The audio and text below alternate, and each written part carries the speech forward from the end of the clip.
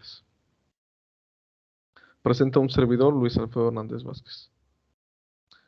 Bueno, hoy en día, debido al manejo inadecuado de los recursos hídricos, se ha incrementado la contaminación de diversos cuerpos de agua como ríos, lagos, lagunas, etc. Hoy en día es muy fácil encontrar ríos contaminados con metales tóxicos, con materia orgánica fecal y con diferentes contaminantes tanto inorgánicos como orgánicos. Y esto está provocando pues la disminución de la calidad del agua y por otra parte también está afectando de manera indirecta tanto al ser humano como a las especies. Más de 4.200 millones de personas carecen de un sistema de saneamiento adecuado, es decir, la mayor parte de personas vierten sus aguas residuales a los ríos, lagos, lagunas, y esto está incrementando aún más y provocando pues lo que ya mencionábamos. ¿Y cómo nos afecta a nosotros? Pues provocando que 323 millones de personas en países en desarrollo estén en riesgo de contraer enfermedades potencialmente letales, como pues enfermedades como salmonela, cólera, entre otras enfermedades causadas por patógenos. Y de igual manera, también tenemos una problemática por metales tóxicos. De manera indirecta, se están ingiriendo en el ser humano, provocando enfermedades que están afectando el sistema neurológico. Y bueno, vamos a hablar ahora un poquito sobre el tratamiento de aguas. Si bien existen bastantes tecnologías, tenemos diferentes tecnologías que están aportando o están innovando, que son los filtros de membrana, como son células de combustible microbianas, bioreactores de membrana, que si bien son eficientes para el tratamiento de aguas, la mayoría son difíciles de implementar. O incluso tenemos investigaciones con nanotecnología. Pero ¿qué sucede en México? En México tenemos diversos factores o diversos problemas. Miren, en México tenemos aproximadamente 3.600 plantas de tratamiento de aguas. Sí, México sí está aportando para la remediación de tratamiento de aguas, pero de de 3.621, solamente el 72% están realmente en funcionamiento. Unas están realmente sin funcionar y otras sin funcionamiento. Y de ese 70%, solamente el 30% han logrado ser eficientes en la disminución y control de los contaminantes ya mencionados. Pues tenemos un grave problema de contaminación. ¿Y por qué? Porque estas plantas de tratamiento, estas tecnologías, si bien son muy eficientes, son muy caras, indican un costo muy elevado. La ósmosis inversa, que es la filtración por membranas, es una tecnología excelente, es una tecnología que puede realmente beneficiar muchísimo y puede descontaminar bastante, pero es bastante cara. Igual las siguientes tecnologías.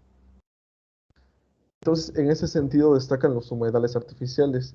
Eso es una ecotecnología y que esa tecnología se basa en reproducir de manera controlada la descontaminación natural, es decir, la descontaminación realizada por plantas, fitorremediación. Y esta fitorremediación es muy importante, porque ahorita vamos a ver más adelante cómo puede disminuir costos y mejorar bastante o beneficiar bastante.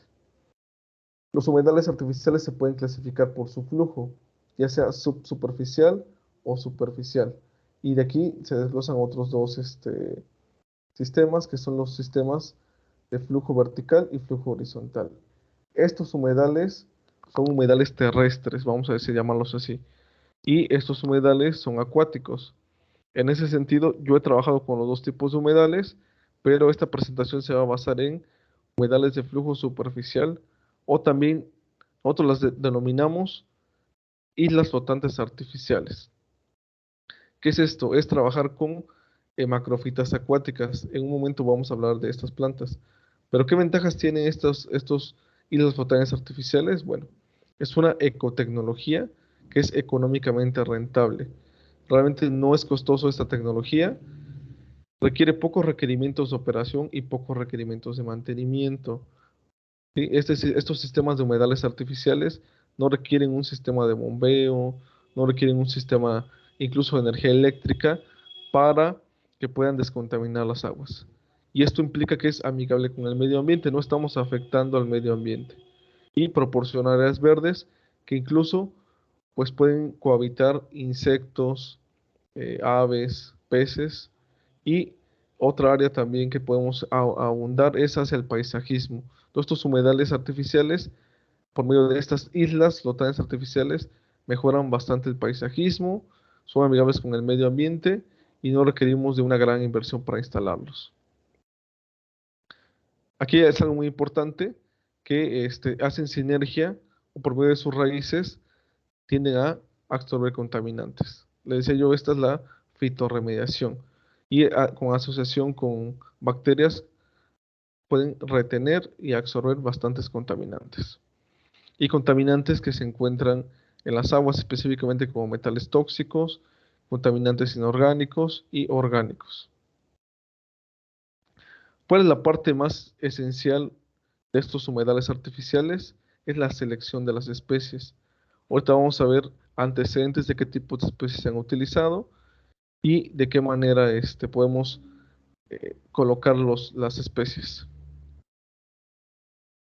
Bueno, en ese sentido destacan las macrofitas. Las macrofitas se pueden dividir en diferentes macrofitas flotantes libres, arraigadas sumergidas, sumergidas libres, emergentes, sumergidas con flor y anfibias. Para esta exposición vamos a basarnos en flotantes libres. ¿Sí? Las demás se pueden utilizar en humedales artificiales, sí, pero específicamente vamos a hablar de flotantes libres. Ahorita les explico por qué nos vamos a basar en estas plantas. En ese sentido, las plantas que vamos a estar nosotros utilizando es jacinto de agua, lechuga de agua y salvinia. Su nombre científico es de jacinto de agua es Eichhornia crassispes, lechuga de agua Pistis statoines y salvinia, también denominada salvinia molesta o salvinia gigante. Estas tres plantas tienen una característica muy importante. Son plantas de rápido crecimiento, se reproducen bastante rápido y son plantas que son bioacumuladoras. Por medio de sus raíces van acumulando los contaminantes. Entonces, estas plantas son características que nos permiten utilizarlas en humedales artificiales. Aparte de que tienden a crecer bastante y se desarrollan en ambientes con altos contenidos de nitratos, fosfatos, incluso pHs que pueden retener y beneficiar la fitorremediación. Sin embargo, como les decía, ellos son plantas de rápido crecimiento. Incluso son plantas que en muchos lugares están prohibidas. ¿Por qué? Porque su crecimiento es abrupto, es decir, crecen de manera indiscriminada, se reproducen bastante e incluso en muchos lugares están prohibidas por su rápido crecimiento. Logran en poco tiempo reproducirse bastante y esto está afectando también el equilibrio ecológico. Sí, aquí podemos ver un ejemplo, esta es lechuga, lechuga de agua, esta es jacinto de agua, esta es salvinia. Entonces se reproducen bastante en ríos, lagos, lagunas y están afectando el equilibrio ecológico. Bueno, y aquí hago un paréntesis. Ustedes me van a decir, bueno, entonces si son tan de rápido crecimiento y están afectando el equilibrio ecológico, ¿cómo es que las recomiendas, no? Porque muchas personas eso hacen mención, que no utilizar estas plantas porque como son de rápido crecimiento, pueden afectar. Pero aquí es donde el proyecto tiene más cabida. ¿Por qué? Porque precisamente colocarlas en los humedales artificiales va a permitir que su crecimiento sea limitado y que no crezcan de manera abrupta. Otra les voy a mostrar los diseños para que veamos de qué manera controlamos su crecimiento.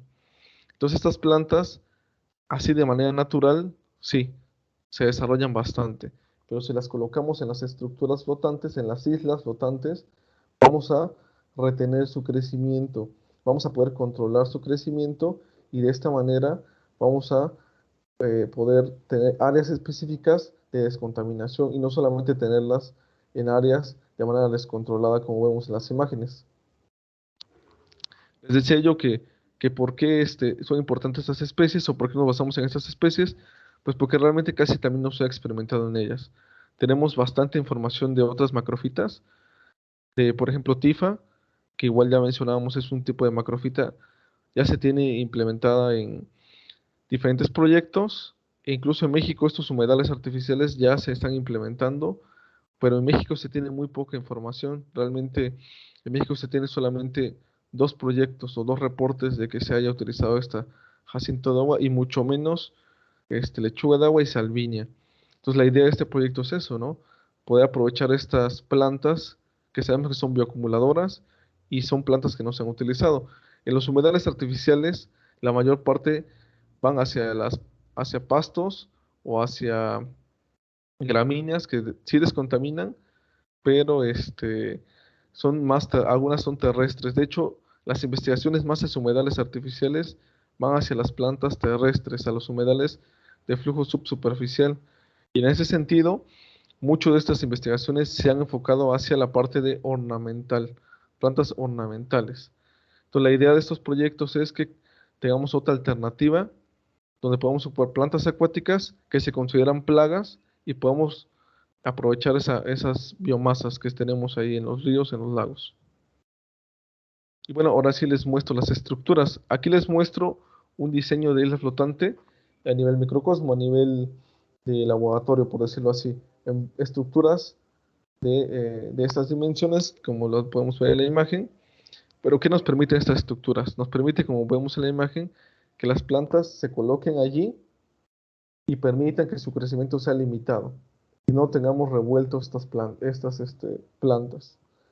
Estas estructuras están conformadas por marcos de PVC, botellas de PET, que en este caso son recicladas, que permiten la flotabilidad de la estructura, y tenemos una malla de plástico para colocar ahí la planta y una malla de yute para que exista un mejor aspecto para la estructura y también permita ahí la retención de humedad.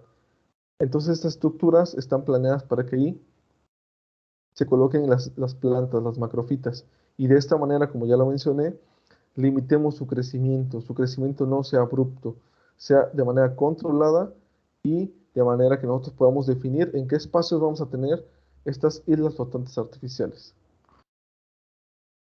Lo más importante son estas estructuras de marcos de PVC. Nosotros, ¿qué estuvimos haciendo? Bueno, yo durante mi doctorado, ¿qué estuve haciendo?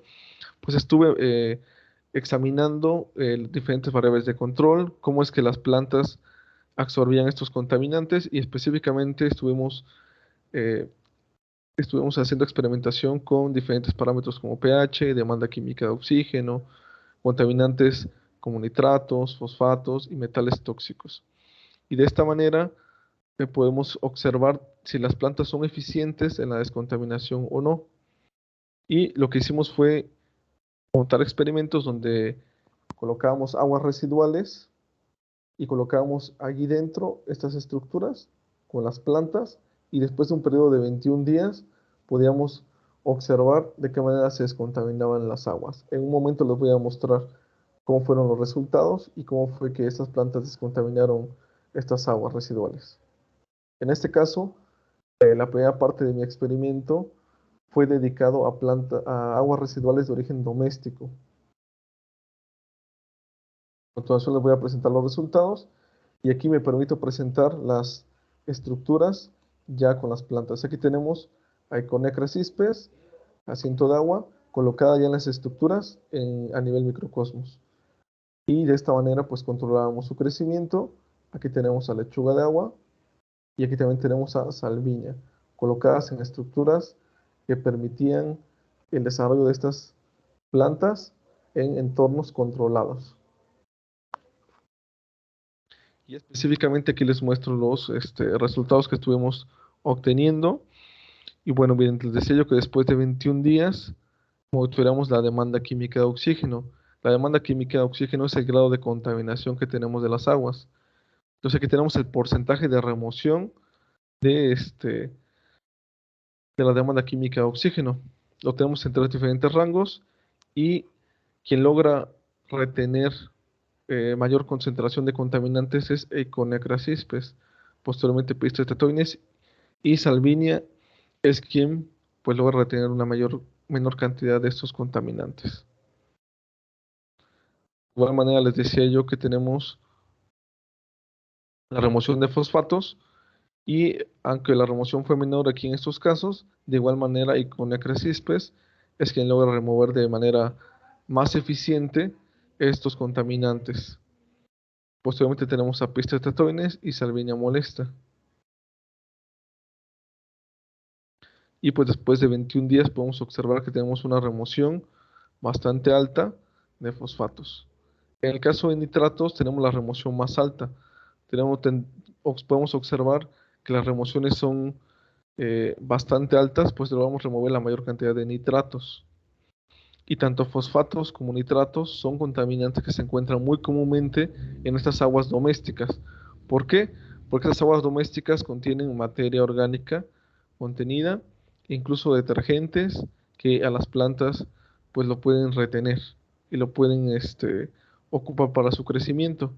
De igual manera, para la remoción de nitratos, tenemos que Conecra cispes es quien logra remover de manera más eficiente este contenido de nitratos. Posteriormente, lechuga de agua y por último, Salvinia. Y en el caso de la remoción de metales tóxicos, tenemos que estuvimos monitoreando la descontaminación de cadmio, cromo y plomo, contaminantes igual que se encuentran en cantidades eh, muy conocidas en las aguas residuales domésticas. Y aquí podemos observar que tanto Iconia crassispes como Priscetones logran remover la mayor cantidad de estos contaminantes. Específicamente en este caso, quien logra remover más es Priscetones. Claro que no, ahí la diferencia es mínima, ¿no? Entre estas dos.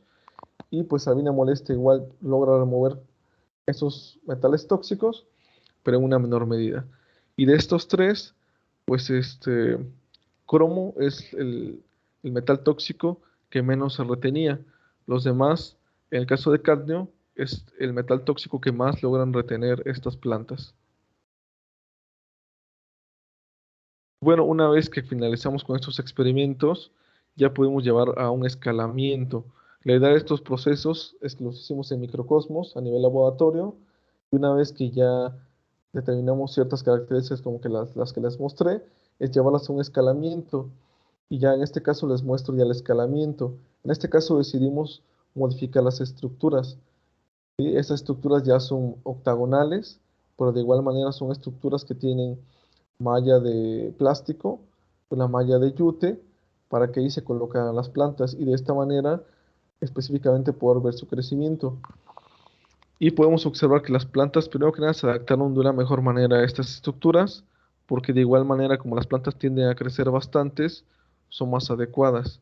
Aunque empezamos con experimentos pequeños, las plantas pues sobrepasaban a veces el crecimiento. Pero estas estructuras son más convenientes para que las plantas se sigan desarrollando. Esta planta específicamente con Crassipes logra alcanzar tamaños muy amplios que estas estructuras permitían que la planta se pudiera desarrollar mucho mejor. Y como podemos observar, pues en la parte de abajo estaban las raíces, donde de esta manera se iban absorbiendo los contaminantes. Y bueno, miren, de igual manera estamos trabajando, este fue el primer diseño de escalamiento y estamos trabajando en un área específica que es un lago en donde se tiene presencia de peces. Entonces es un lago que se ocupa para reproducir mojarras y truchas, entre otras especies. Entonces es un lago de acuacultura. Entonces esta acuacultura permite que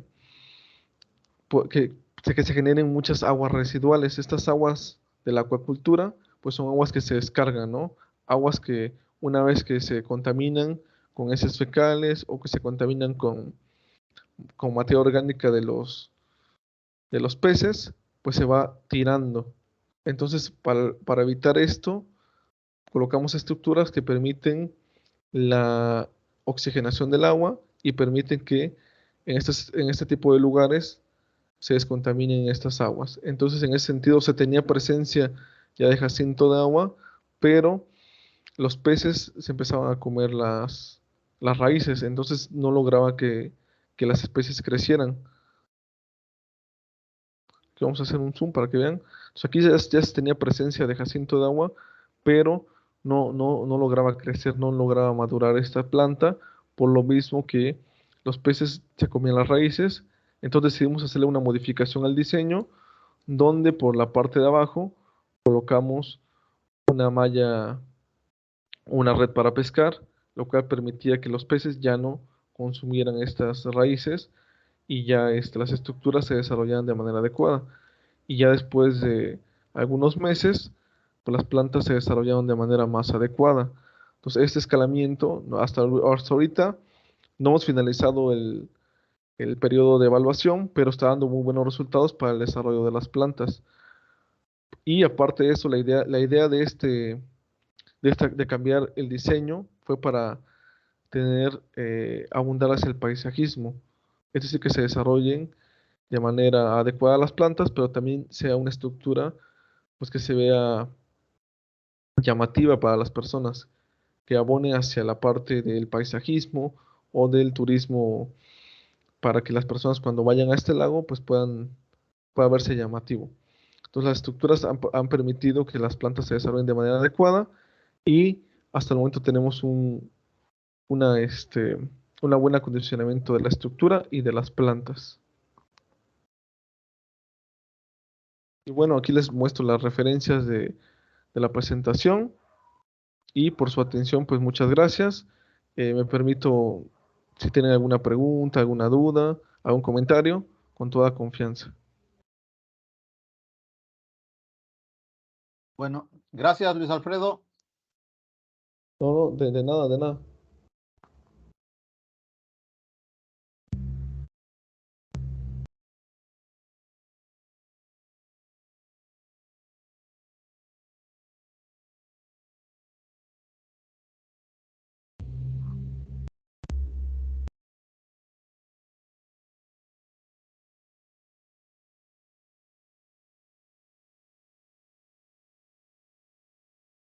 ¿Alguna duda, alguna pregunta, algún comentario?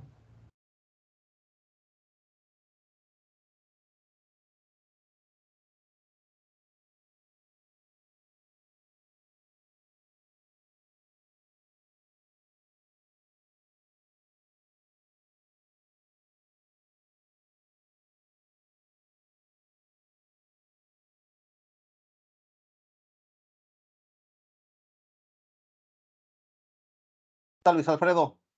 Sí, Estas plantas que tú mencionas, estas macrofitas flotantes, sí. ¿serían algún indicador de contaminación en cuerpos de agua naturales, por ejemplo, lagunas o ríos, que también a veces en estos ríos abundan estas, sobre todo en el río La Antigua, hemos observado que ha incrementado la presencia de estas macrofitas, sobre todo de esta que tú mencionas, ¿no? Del jacinto de agua. Ok, muy buena tu pregunta, muy interesante. Y es correcto la analogía. Sí, de hecho, estas plantas se desarrollan en presencia de nutrientes, como ya decíamos, fosfatos, nitratos. Y sí, específicamente, si hay mucha presencia de estas plantas, si se desarrollan de manera constante, es porque ese río puede contener ciertos contaminantes que a ellas vamos a decirlo así, que les agrada y por eso están desarrollando de manera abrupta. Por decirlo así, entre mayor sea la cantidad de jacinto, mayor la cantidad también va a ser de contaminación. Entonces sí es correcta esa analogía y sí, incluso igual aquí en Songolica hay un poblado que se llama Tequila. Ahí hemos hecho estudios y también estas plantas se han desarrollado de manera adecuada. ¿Por qué? Porque hay presencia de diversos contaminantes y hemos detectado que hay puntos de descarga donde las casas descargan sus residuos y eso está provocando que los fosfatos, nitratos incrementen y la planta se desarrolla ahí. Entonces sí es correcto esa parte. Sí, muchas gracias. Marta Elba, ¿ya estás lista? Sí, ya estoy lista. Muchas gracias. Pues, Adelante. doctor, muchísimas gracias. Excelente presentación. Mire, yo estoy pensando básicamente en dos posibilidades. Una, obviamente, en el lago de Texcoco. Bueno, en lo que se va a quedar como el lago de Texcoco. Yo creo que ahorita es el momento de presentar una buena propuesta paisajista, pensando en una cuestión paisajista a una escala macro, ¿verdad? Y bueno, yo tengo por ahí un pocito de agua que se me ensucia cada rato, entonces, vamos a pensar que fuera, no sé, de 6 por 4 metros, 10 por 4 metros, Entonces, ¿como cuántas de estas, vamos a decir, lanchas superficiales o artificiales, por llamarle de alguna manera, sería conveniente poner para limpiar el agua? Ok. ¿Qué me dijiste? ¿Cuáles eran las dimensiones? ¿Me dijiste? Sí, más o menos de ¿6 unos, vamos a metros? decir, 4 por 10 metros. 4 por 10 metros. Sí, es bastantito, ¿verdad? Pero bueno. Y, a ver, 4 por 10 metros. Necesitaremos, miren, una de las partes que sí necesitamos es que sí exista pues contacto suficiente. Sí estamos hablando de una gran cantidad de agua. Entonces estaremos hablando que por la superficie sí tenemos que tener por lo menos un 50% cubierto a lo mejor de estas estructuras. Porque sí está bastante profundo, ¿no? Por lo que entiendo. No tanto, ¿No tanto? no Ese, tanto, no sé, sería que será exagerando un metro, algo así, un metro y bueno. medio. Sí, es poquito. Entonces cubriendo tal vez el 30% de la zona, podemos tener, por ejemplo, si me diste 40 por 30, pues ahorita tenemos que sacar ahí el 30% de esta área específica y poder colocar ahí esa estructura que cubra más o menos el 30% para que las plantas se desarrollen. Y ahí, como es un metro, las raíces pueden desarrollarse de manera adecuada. Las raíces pueden llegar hasta un metro igual. Entonces sería adecuado para que las plantas se desarrollen. Muy bien, muchas gracias. ¿Y lo del lago de Texcoco? Perdón, sí, sí, sí. De hecho, me parece una muy buena idea.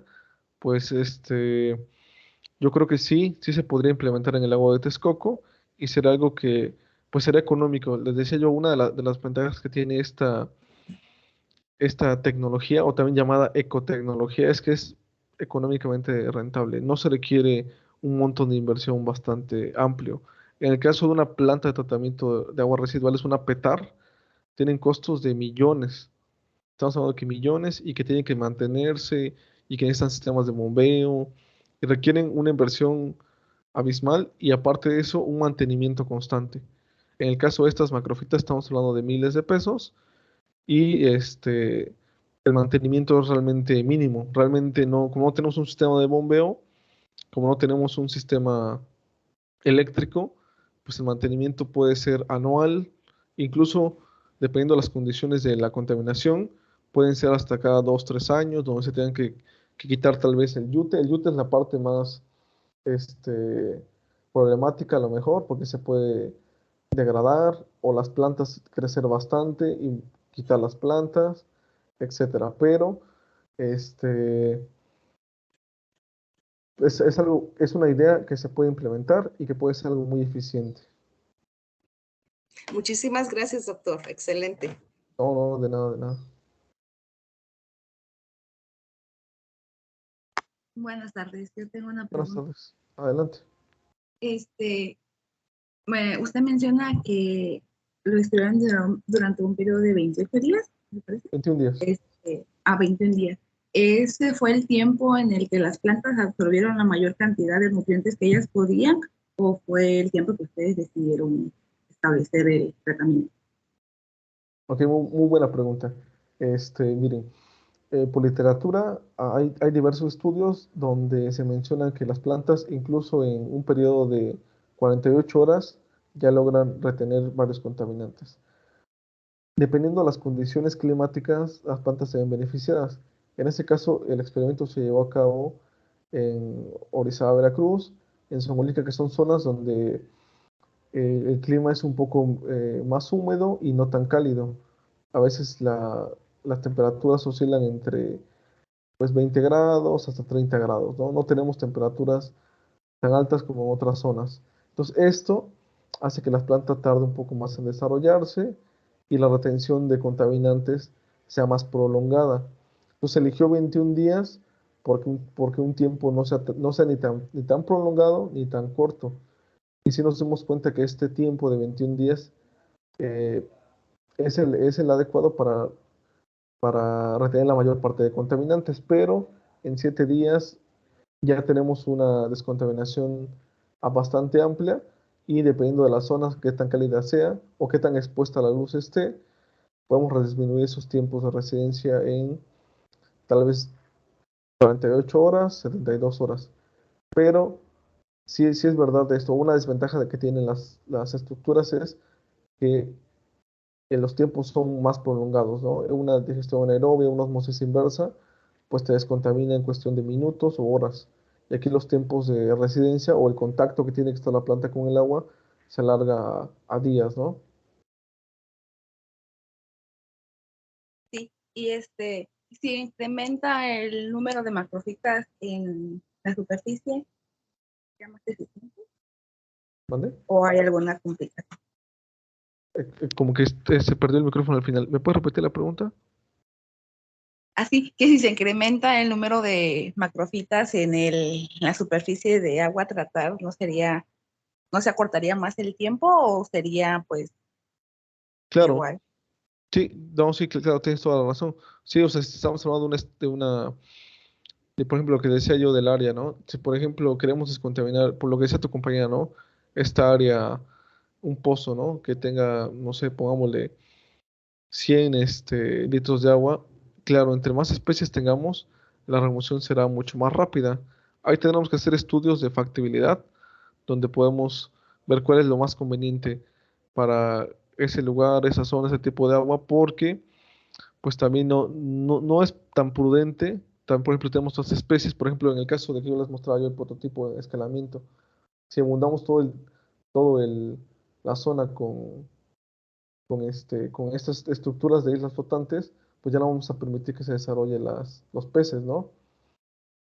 Tal vez tenemos que hacer ahí un estudio de factibilidad y un balance donde tengamos eh, cierto número de plantas que de modo que no afecte el equilibrio ecológico. ¿Sí? Pero sí, como tú dices, tu analogía igual es bastante inteligente, ¿no? Donde entre mayor número de plantas, pues las contaminación será más rápida. Sí, muchas gracias. No, no, gracias a ustedes por las preguntas, son muy, muy buenas. Comentario o intervención. Tu teléfono está sonando. Yamaris, adelante.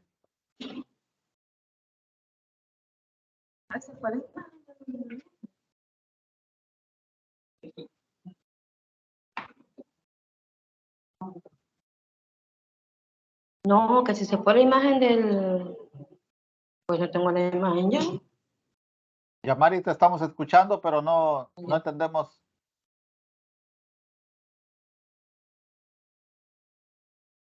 Creo que no. Bueno, también les quiero comentar lo siguiente. Ya no lo puse en la presentación, pero algo también que es muy interesante es la biomasa. Se genera bastante biomasa a partir de estos humedales artificiales. Como ya les decía yo, como abunda bastante, se genera mucha biomasa y esto hace que también este tipo de proyectos puedan generar o sea, pueden unirse más proyectos, ¿no? Es decir, que no sea un solo proyecto el cual sea solo descontaminar agua.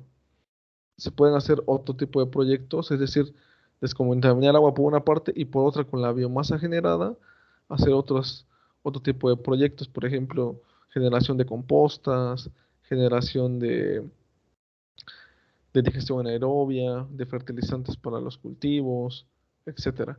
Es una parte que también vamos a trabajarla en el tecnológico. Ahorita todavía estamos en etapas previas, pues la idea es esto, que estos humedales artificiales, estas islas flotantes artificiales se coloquen en zonas, descontaminen y con toda la generación de plantas que se van acumulando, la ocupemos, porque pues también va a ser un problema ambiental, ¿no? Donde decimos, pues ya estamos descontaminando el agua, pero estamos generando un subproducto, que son esa biomasa. Entonces, con esa biomasa podemos reutilizarla e incluso hay muchos estudios donde con estas plantas se han hecho otro tipo de proyectos como generar ladrillos ecológicos, generar alimento para peces, incluso para patos, entre otras cosas. Entonces, eso es también lo interesante de estos proyectos. No solamente abundan a la parte de tratamiento de agua, sino que pueden subyacer otro tipo de proyectos donde tal vez ahí el colegio de posgraduados nos pueda también apoyar.